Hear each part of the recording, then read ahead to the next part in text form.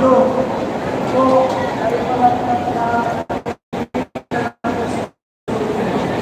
ang tinutulungan ng alyansa ay kalaparan at kaunlaran.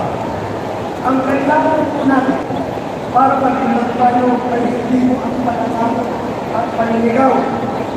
At ang kailangan po natin ay ang solusyon.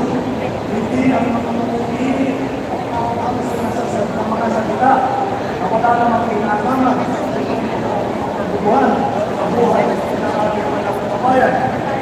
Ang mga kandidato na nandyan sa kasama natin, magtataguin ng interest ng bawat isang Pilipino. Ipapaglaban natin ang ating soberanya at karapatan sa pamamagitan ng diplomasya at tigil. Hindi natin isusuko, nililisan kung laban ng ating teritoryo at wala tayong kailangan, hindi tayo kailangan kusunod. Sa kaya, sinip na natin ay wala ang ating Pilipino ang karapatan na makinabang sa yaman na ating pinapahal.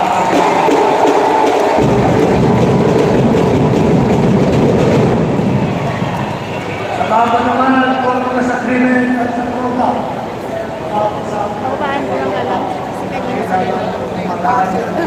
Kapag ako sa'yo, pati ako tumatakot. Sumakit na nga yung bato ko eh. ay dapat pagtulungan sa inyo. Ayan, nasa na kayo. Ba't umalis na kayo? Hindi pa si Bibi mo salita. Pakinggan nyo guys, sinasabi ni Bibi. Para sa inyo yan.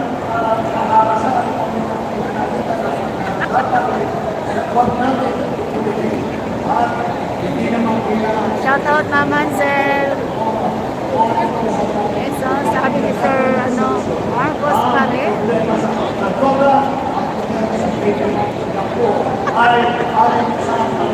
Uy, grabe si Ronald. Natumbok mo talaga.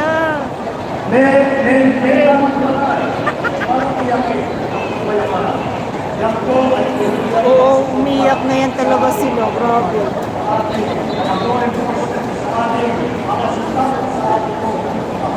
Narinig ko ba ako dyan sa? Sa pagdating naman po na Katuliya, huwag na po tayong Narinig po ako dyan sa isa. Okay lang magsalita.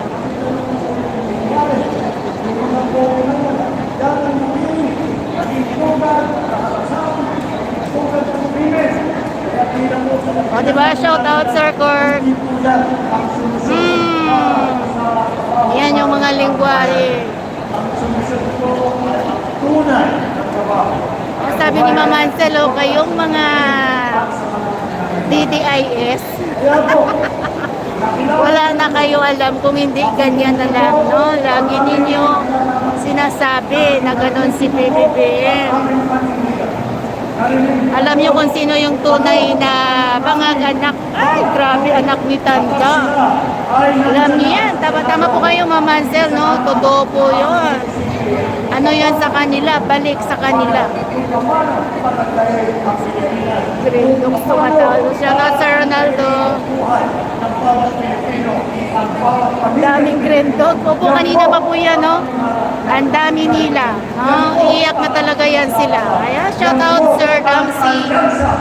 Ay, grabe, lakas.